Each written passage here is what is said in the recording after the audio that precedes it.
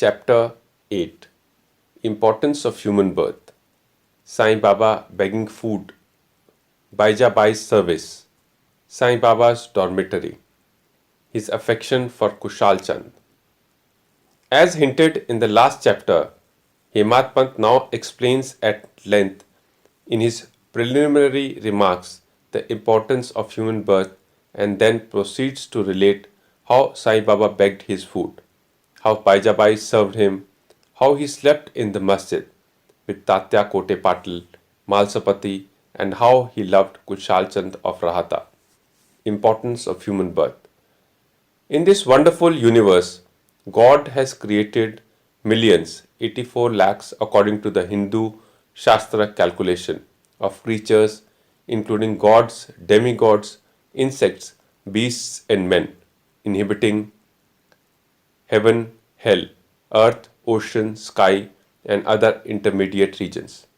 Of these, those creatures or souls whose merits preponderate go to heaven and live there till they enjoy the fruits of their action, and when this is done, they are cast down, while those souls whose sins or demerits rate go down to hell and suffer the consequences of their misdeeds for as long as they deserve it. When their merits and demerits balance each other, they are born on earth as human beings and are given a chance to work out their salvation. Ultimately, when their merits and demerits both are worked out completely, they get their deliverance and become free. To put the matter in a nutshell, souls get their birth or transmigration according to their deeds and evolvement. Special value of human body. As we all know, four things are common to all creatures, viz. Food, sleep, fear and sexual union. In the case of man, he is endowed with a special faculty, that is, knowledge, with the help of which he can attain God vision, which is impossible in any other species. It is for this reason that gods envy the human species and aspire to be born as men on earth so as to get their final deliverance. Some say that there is nothing worse than human body, which is full of filth, mucus, phlegm and dirt, and which is subject to decay, disease and death. This is true to a certain extent, but in spite of these drawbacks and defects, the special value of human body is that man has got the capacity to acquire knowledge. It is only due to the human body or on account of it that one can think of the perishable and transitory nature of the body itself and of the world, and have aversion to sense enjoyments, and can discriminate between the unreal and real and thus attain God vision. So, if we reject or neglect the body because it is filthy, we lose the chance of God vision, and if we indulge it and run after sense enjoyments because it is precious, we go to hell. The proper course, therefore, for us to propose is the following: that the body should neither be neglected nor fondled, but should be properly cared for, just as a traveller on a horseback takes care of his horse on the way till he reaches the destination and returns home. Thus, the body should ever be used or engaged to attain God vision or self-realization, which is the supreme end of life. It is said that though God created various kinds of creatures, he was not satisfied, for none of them was able to know and appreciate his work. So he had to create a special being, man, and endow him with a special faculty, viz. Knowledge. And when he saw that man was able to appreciate his Leela, marvelous work and intelligence, he was highly pleased and satisfied. Vide Bhagavad 11-9-28. So, really, it is fortunate to get a human body, better still to be born in a Brahmin family, and best to get an opportunity of being close to Sai Baba's feet and surrendering to Him. Man's endeavor.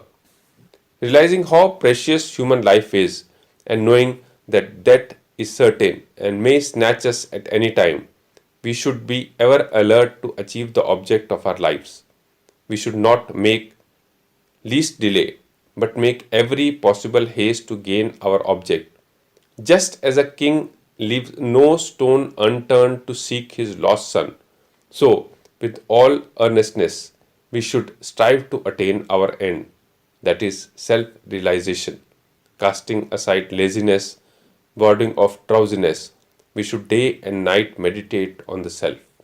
If we fail to do so, we reduce ourselves to the level of beasts.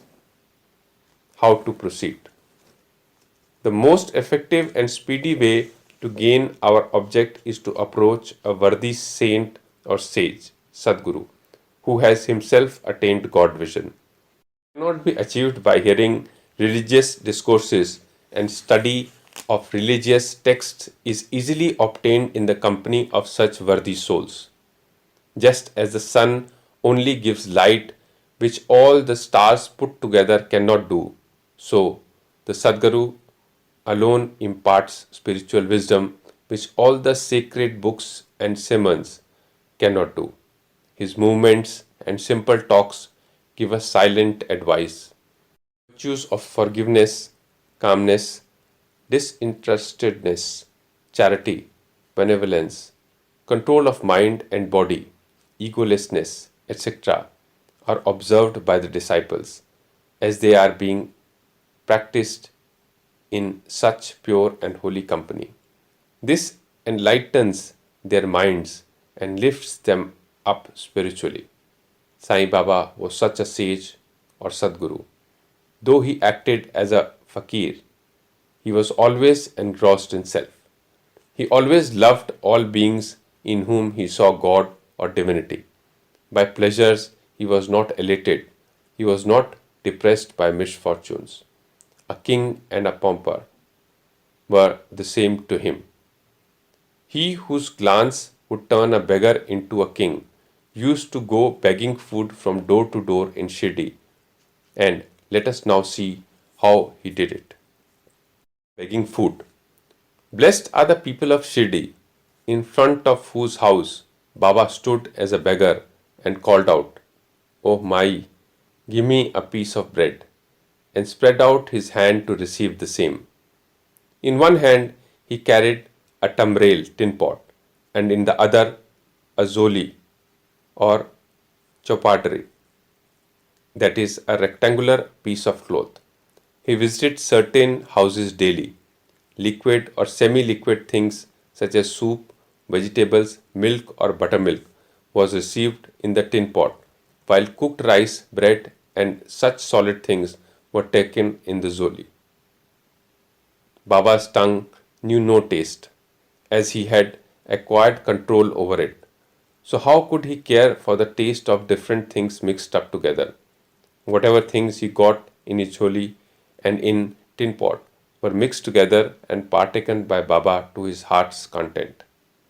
Whether particular things were tasty or otherwise was never noticed by Baba, as his tongue was devoid of the sense of taste altogether.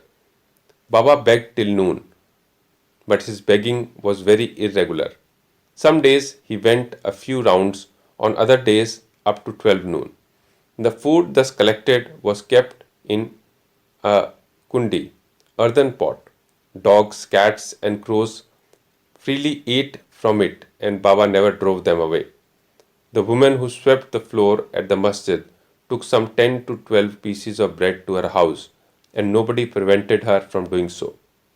How could he, who even in dreams never warded off cats and dogs by harsh words and signs, refuse food to poor helpless people? Blessed indeed is the life of such a noble person. People in Shirdi took him in beginning to be a mad fakir. He was known in the village by this name. How could one who lived on alms by begging a few crumbs of bread be revered and worshipped? But this fakir was very liberal of heart detached, and charitable. Though he looked restless from outside, he was firm and steady inside. His way was inscrutable. Still, in that small village, there were a few kind and blessed people who recognized and regarded him as a great soul. One such person's account is given below. Baijabai's brilliant service. Tatya Kote's mother Baijabai used to go to the woods every afternoon with a basket on her head containing bread and vegetables.